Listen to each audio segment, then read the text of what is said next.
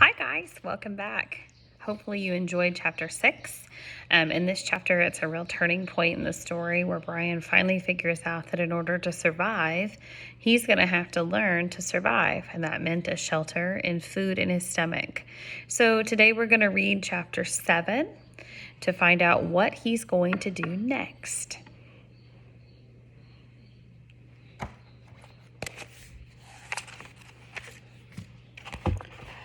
Mother, he screamed it. He could not be sure if the scream had awakened him or the pain in his stomach. His whole abdomen was torn with the great rolling jolts of pain that doubled him over in the darkness of the little shelter, put him over face down in the sand to moan again and again, "Mother, mother, mother." Nothing anything like this. Never had it, and all the berries and all the pits had exploded into the center of him and ripped and tore at him. He crawled out of the doorway and was sick in the sand, and then crawled still further and was sick again, vomiting, and then with terrible diarrhea for over an hour. For over a year, he thought, until he was at last empty and drained of all his strength. Then he crawled back into the shelter and fell again to the sand, but could not sleep at first. He could do nothing except lie there. His mind decided then to bring the memory up again. In the mail, every detail. His mother sitting in the station wagon with the man. She had leaned across and had kissed him. Kissed the man with the short blonde hair. It was not a friendly peck, but a kiss. A kiss where she had turned her head over at an angle and put her mouth against his mouth of the blonde man who was not his father, and kissed, mouth to mouth, and then brought her hand to touch his cheek, his forehead, while they were kissing, and Brian saw it. Saw this terrible thing that his mother did with the blonde man. Saw the kiss that became the secret that his father still did not know about. The memory was so real that he could feel the heat of them all that day, and remember the worry that Terry would turn and see his mother, and could remember the worry of the shame in it, and then the memory faded and he slept again. Awake. For a second, perhaps two, he didn't quite know where he was, and he was still asleep somewhere. And then he saw the sun streaming in the open doorway of the shelter and heard the close, vicious whine of the mosquitoes, and he knew. He brushed his face completely welted now with 2 days' worth of bites, completely covered with lumps and bites, and was surprised to find the swelling of his forehead had gone down a great deal and was almost gone. The smell was awful, and he couldn't place it. And then he saw the pile of berries in the back of the shelter, remembered the night and being sick. Too many of them, he said out loud. Too many gut cherries. He crawled out of the shelter and found where he had messed the sand. He used sticks to clean it as best as he could and covered with the clean sand, and then went down to the lake to wash his hands and to get a drink. It was still very early, only just a few true dawn passed on, and the water was so calm that he could see his reflection. It frightened him, and his face was cut with bleeding and was swollen and lumpy, and the hair was all matted on his forehead, a cut that had healed but had left the hair stuck with blood and scabs. His eyes were slits in the mites, and he was somehow covered with dirt. He slapped the water with his hand to destroy the mirror. Ugly, he thought. Very, very ugly. And he was at that moment almost overcome with self-pity. He was dirty and starving and bitten and hurt, lonely, ugly, and afraid, and so completely miserable that it was just like being in a pit, a dark, deep pit with no way out.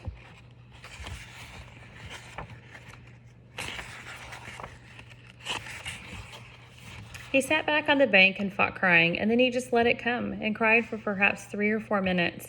Long tears, self-pity tears, wasted tears. He stood and went back to the water and stood and took a few small drinks, and as soon as the cold water hit his stomach, he felt the hunger sharpen as it had before, and he stood and he held his abdomen until the hunger cramps receded. He had to eat. He was weak with it again, down with hunger, and he had to eat. Back at the shelter, the berries lay in a pile where he had dumped them, and he grabbed his windbreaker. Gut cherries, he called them, and is mine now, and he fought eating some of them. Not such a crazy amount as he had before when he had brought the sickness into the night, but just enough to starve off the hunger a bit.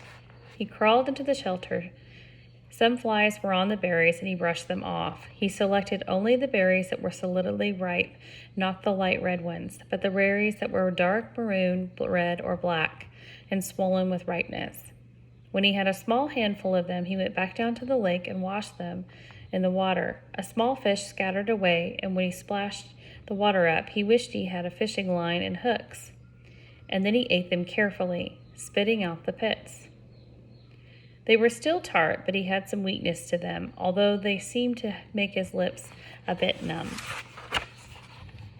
When he finished, he was still hungry, but the edge was gone and his legs didn't feel as weak as they had. He went back to the shelter. It took him half an hour to go through the rest of the berries and to sort them, putting them all into fully ripe ones into one pile and some on some leaves and the rest in another pile. When he was done, he covered the 2 piles with grass and tore from the lake shore to keep the flies off and went back outside. They were awful berries, those gut cherries, he thought, but there was food of some kind, and he could eat a bit more later tonight if he had to. For now, he had a full day ahead of him, and he looked at the sky through the trees and saw that while there were clouds, they were scattered, and he did not seem to hold rain. There was a light breeze that seemed to keep the mosquitoes down, he thought, and looking along the lake shore, if there was some berries there, there should be other kinds, maybe sweeter kinds. If he kept the lake in sight as he had done yesterday, he should be all right. He would be able to find home again. And then it stopped him. He had actually thought about it this time. Home. 3 days. No, 2. Or was it 3? Yes, this was the 3rd day, and he had thought of the shelter as home. He turned and he looked at it and studied his crude work. The brush made a fair wall, not weather-tight, but it did cut all the black fur. But it did cut most of the wind off, and he hadn't done so badly at that. Maybe it wasn't much, or maybe it was all he had for home. All right, he thought, so I'll call it home. He turned back and he set off to the side of the lake, heading for the gut cherry bushes with his windbreaker bag in his hand. Things were bad, he thought, but maybe not that bad. Maybe he could find some better berries. When he came to the gut cherry bushes, he paused. The branches were empty of burrs, but they still had many berries, and those that had been merely red yesterday were now a dark maroon or black. Much riper, he thought. Maybe he should stay and pick them to save them. But the explosion of the night was still very much in his memory, and he decided to go on. Gut cherries were food, but tricky to eat, and he needed something better. Another 100 yards up, there was a place where the wind had torn another path. These must have been fierce winds, he thought, to tear places like this, as if they had had the path that he had found the plane when he had crashed. Here the trees were not all the way down, but twisted and snapped off halfway up in the ground, so that the tops all down were rooted and gone, leaving snags poking into the sky like broken teeth. It made for tons of dead, dry wood, and he wished once more that he could get a fire going. It also made kind of a clearing with the tops of the trees gone, and the sun could get down to the ground. It was filled with small, thorny bushes that were covered with berries, raspberries. These he knew because they were the same raspberry bushes in the park that he and Terry were always picking and eating when they biked past. The berries were full and ripe, and he tasted one to find it sweet, with none of the problems of the gut cherries. Although they did not grow in clusters, there were many of them, and they were easy to pick. Brian smiled and started eating. Sweet juice, he thought. Oh, they were sweet with just a tiny tang, and he picked and ate and thought he had never tasted anything this good. Soon, as before, his stomach was full, but now he had some sense about him. He didn't gorge or try to cram more down. Instead, he picked more and put them in his windbreaker, feeling the morning sun on his neck and thinking he was rich with food. Just rich. And he heard the noise to his rear, and a slight noise, and he turned and he saw the bear. He could do nothing, think nothing. His tongue, stained with berry juice, stuck to the roof of his mouth and stared at the bear. It was black with a cinnamon-colored nose, not 20 feet from him, big. No, huge.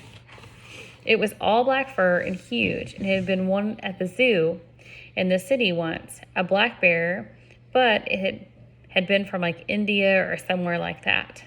This one was wild and much bigger than the one in the zoo, and it was right there.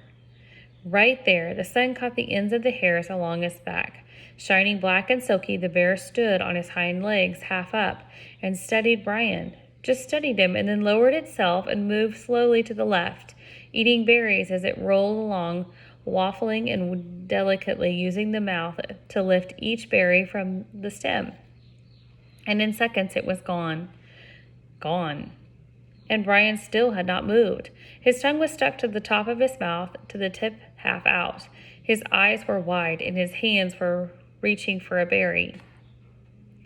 Then he made a sound, a low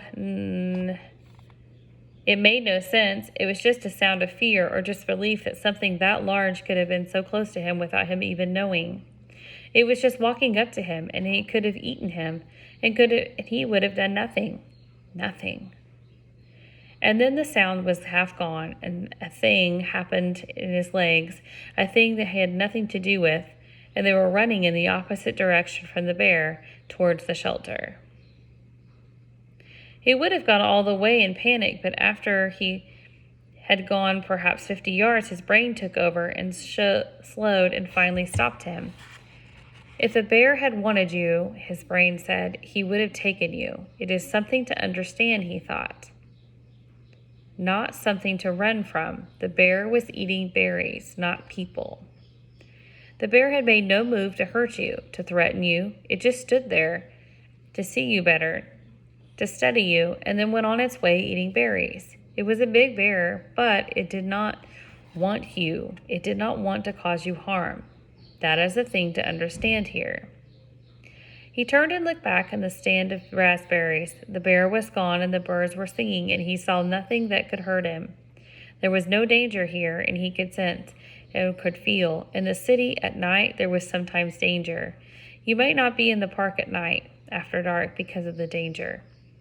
But here, the bear had looked at him and had moved on and had filled his thoughts, and the berries were so good. So good, so sweet and rich, and his body was so empty. And the bear had almost indicated that he didn't mind sharing and just walked away from him. And the berries were so good. And he thought, and then finally he did not go back. If he did not go back and get the berries, he would have to eat the gut cherries again tonight. And that convinced him, and he walked back slowly to the raspberry patch and continued picking for the entire morning. Although with great caution, and once when a squirrel rushed some pine needles at the base of the tree, he nearly jumped out of his skin. About noon, the sun was almost straight overhead, and the clouds began to thicken and look dark. In moments, it started to rain, and it took what he had picked and trotted down to the shelter. He had eaten probably 2 pounds of raspberries and maybe another 3 pounds in his jacket, rolled in a pouch. He made it to the shelter just as the clouds completely opened and the rain roared on in sheets. Soon the sand outside was drenched, and there were rivulets running down the lake. But inside he was dry and snug, and he started to pick up the berries back in the sorted pile with the gut cherries, but noticed that the raspberries were seeping through his jacket. They were much softer than the gut cherries and apparently had been crushed a bit in their weight. When he held down the jacket up and looked underneath, it saw a stream of red liquid. He put a finger in it and found that it was sweet and tangy like a pop without fizz, and he grinned, and he lay back in the sand, holding the bag over his face and letting the seepage drip into his mouth. Outside, the rain poured down, but Brian lay back, drinking syrup from the berries, and dry with the pain almost all gone and the stiffness almost gone, his belly full and a good taste in his mouth. And for the first time since the crash, he was not thinking of himself or of his life. Brian was wondering if the bear was as surprised as he was to find another thing eating his berries. Later in the afternoon, as the evening came down, he went to the lake and he washed the sticky berry juice from his face and hands, and then he went back to prepare for the night. While he accepted and understood that the bear did not want to hurt him, it was still much in his thoughts. In the darkness came to the shelter. He took the hatchet out of his belt and put it by his hand on the handle as he caught up with him, and he slept.